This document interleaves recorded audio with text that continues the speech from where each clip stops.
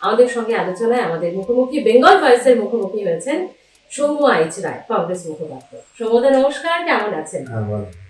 ভোটের আবহে যখন এসেছি তখন ভোট দিয়ে একটু শুরু হোক। আচ্ছা, 2026-এ কি পরিবর্তন আসন্ন নাকি স্বমহিমায় ফিরছে তৃণমূল? মানুষের মুড কিন্তু খারাপ। মানুষের মুড যা বলছে, যতটুকু আমরা সাধারণভাবে বুঝতে পারছি, এই সরকার থাকবে না। থাকবে না? না, এই সরকার থাকার মানে দেখুন, আমরা তো ভবিষ্যৎবাণী করতে পারি না, মানুষ ঠিক করবে। তবে একটা নিঃশব্দ চোরা স্রোত বইছে এই সরকারের বিরুদ্ধে। এখন কতটা কি সেটা ভবিষ্যৎ বলবে, কিন্তু তৃণমূল সরকারের থাকার কোনো কারণ মানুষ খুঁজে পাচ্ছেন না, এটা পরিষ্কার। এই রাজ্যে বিগত 15 বছরে যে সরকারটার পারফরমেন্স, সেই পারফরমেন্সে মানুষ গ্রাম বলুন শহর বলুন তৃতীয়বিরক্ত, তাতে এই সরকার থাকার কোনো চান্স আমার মনে হয় না। তাহলে আসবে কে? সেটা জনগণ বলবে, মানুষ বলবে। কিন্তু মানুষ এই বিজেপি এবং তৃণমূলের দ্বৈরথ, এবং বিজেপি আর তৃণমূলকে মানুষ দেখে নিয়েছে পরীক্ষিত, এটা কেন্দ্রের রাজ্য। তো সেখানে দাঁড়িয়ে মানুষের অভিজ্ঞতা এবার একটা নতুন চমক হয়তো হতে পারে। পশ্চিমবাংলায় চোরা স্রোত বইছে, কারণ আমরা যারা নির্বাচনকে খুব সামনে থেকে দেখি তাদের মনে হয়েছে যে নির্বাচনে মানুষ কখন চুপ করে যায়, থমকে যায়। পশ্চিমবাংলা পরিবর্তন বা পরিবর্তন একটু দেরিতে হলেও সময় লাগে, মানুষ যখন করেন তখন ভেবে দেয়। দাদা, আপনি তো কংগ্রেস মুখপাত্র, কিন্তু কনফিডেন্টলি বলতে পারলেন না কেন যে আসবে কংগ্রেস? না দেখুন, আমরা কখনই বলি, তার কারণ হচ্ছে আমি কংগ্রেসের একজন সাধারণ কর্মী হিসেবে বলতে পারি আপনাকে যে আমাদের সেই ক্ষমতা নেই। পরিষ্কার, to be very frank and candid, যে সারা বাংলায় আমরা সব জায়গায় জিতবো এবং ক্ষমতায় আসবো, এই ক্লেম আমি করবো না। এই টল ক্লেম যারা করেন তারা করেন, বাস্তব পরিস্থিতি তা নয়। অদূর ভবিষ্যতেও না না, তা নয়। নিশ্চয়ই পশ্চিমবঙ্গে আমরা যে পদ্ধতিতে চলছি এখন, বা যেভাবে আমরা স্ট্র্যাটেজিক জায়গাতে যাচ্ছি, তাতে আগামী দিনে কংগ্রেসের ভবিষ্যৎ উজ্জ্বল, ভীষণই উজ্জ্বল। কারণ আমরা প্রতিটা জায়গায় প্রার্থী দেওয়া থেকে শুরু করে, এবং তাদের কংগ্রেসের যে সংগঠন, আমাদের সংগঠন দুর্বল হয়েছে, এটা অস্বীকার করার কি আছে? অস্বীকার করার কিছু নেই। দেখুন, মানে কতগুলো গতানুগতিক কথা যারা বলেন তাদের সঙ্গে আমার মত মেলে না। আমি পরিষ্কার একটা কথা বলি, কংগ্রেস এই মুহূর্তে পশ্চিমবাংলায় বিক্ষিপ্ত কিছু জেলায়, 3-4টে জেলা ভীষণ শক্তি, মালদা, মুর্শিদাবাদ, দিনাজপুর, উত্তরবঙ্গ, পুরুলিয়া, কলকাতার কিছু কিছু পকেটে, কিন্তু সব জায়গায় মানে প্যান ওয়েস্ট বেঙ্গল যদি বলেন আপনি, নেই সব। তাহলে আমাদের নেতৃত্বের অভাব না, এটা পরিস্থিতি, নেতৃত্বের অভাব বলবো না, এই নেতারাই তো করেছেন। 2016 সালেও আমরা বিরোধী দল ছিলাম, তো এই নেতারাই তো ছিলেন। আসলে পশ্চিমবাংলায় একটা ভয়ঙ্কর রাজনৈতিক মানে মেরুকরণ হয়েছে, বায়নারি হয়েছে, সেটা মানুষ বিভক্ত হয়েছে। আমাদের মতটাকে মানুষ গ্রহণ করেননি।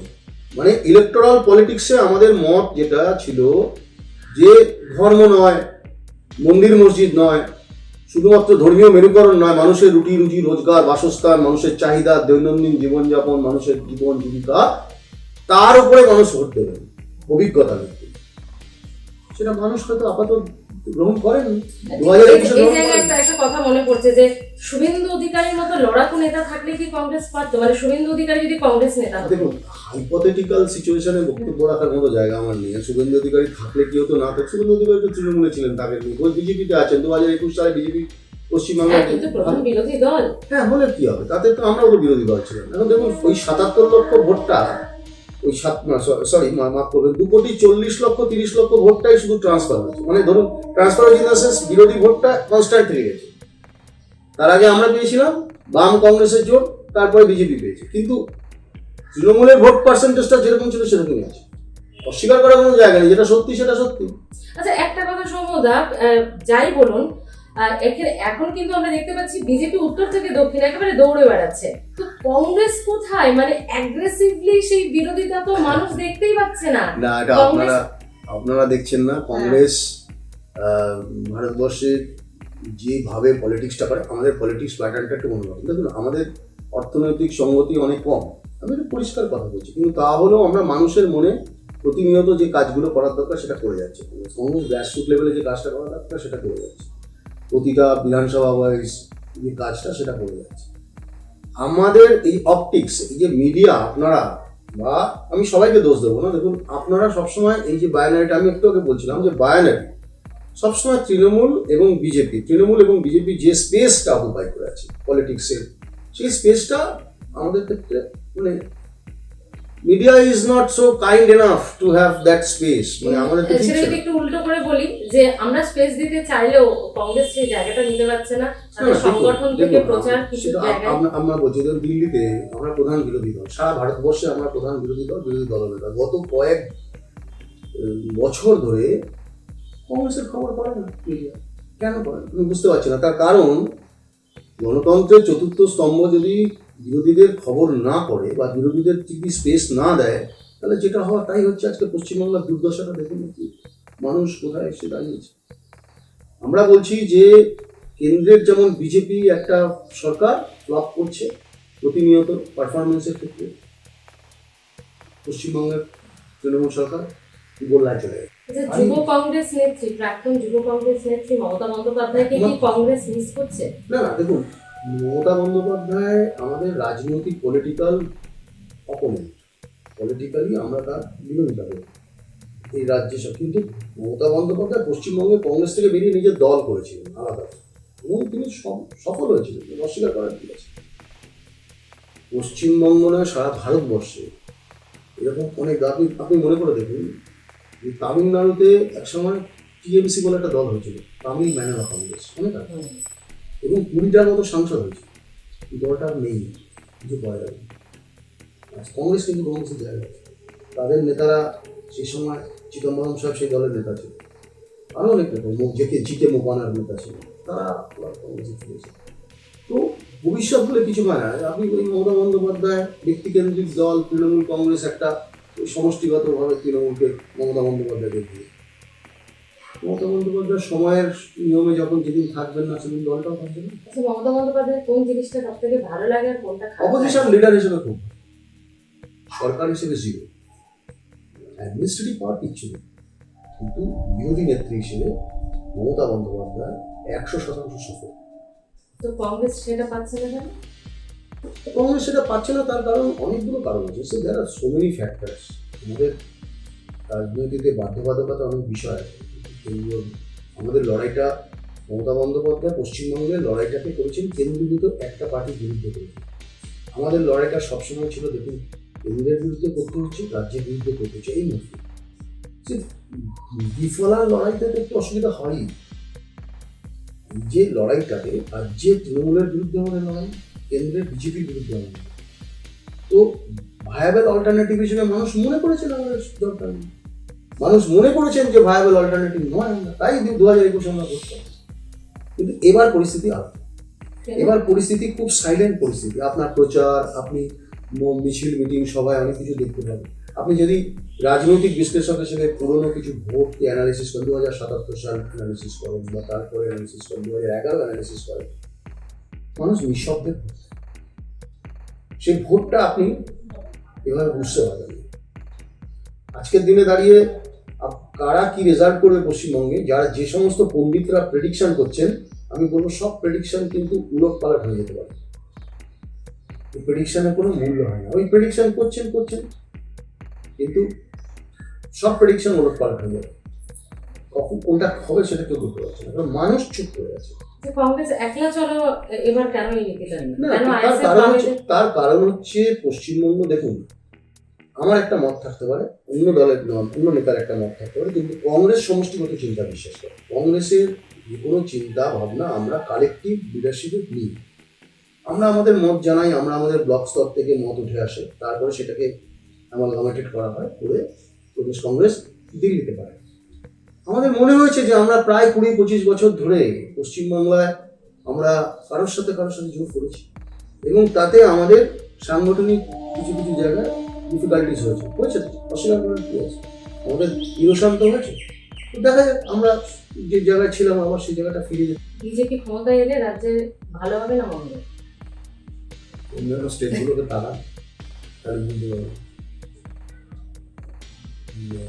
মানে একটা কথা আছে আব্রাহাম লিঙ্কনের, কাউকে যদি আপনি জাজ করতে যান তার ক্ষমতা বা তার অ্যাক্টিভিটি, তাদেরকে ক্ষমতা দিয়ে দেবে, পাওয়ার দিয়ে দেবে।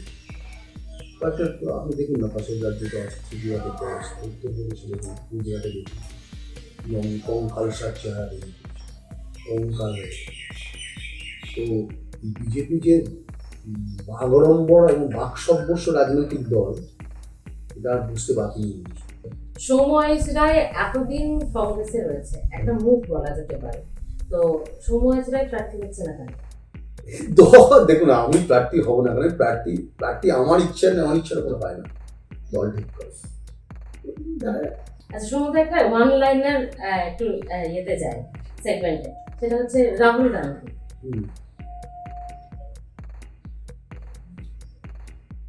একা লড়াই করছে। সোনিয়া গান্ধী।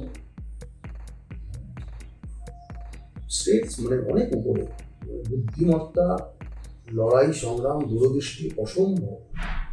মমতা বন্দ্যোপাধ্যায়। বিরোধী নেতা। শুভেন্দু অধিকারী। বিরোধী নেতা। অধীর রঞ্জন চৌধুরী। এক কথায় অসাধারণ, অসাধারণ। বিমান বসু।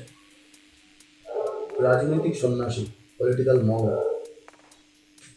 নওশাদ সিদ্দিকী। সম্ভাবনা ভালো। অভিষেক বন্দ্যোপাধ্যায়।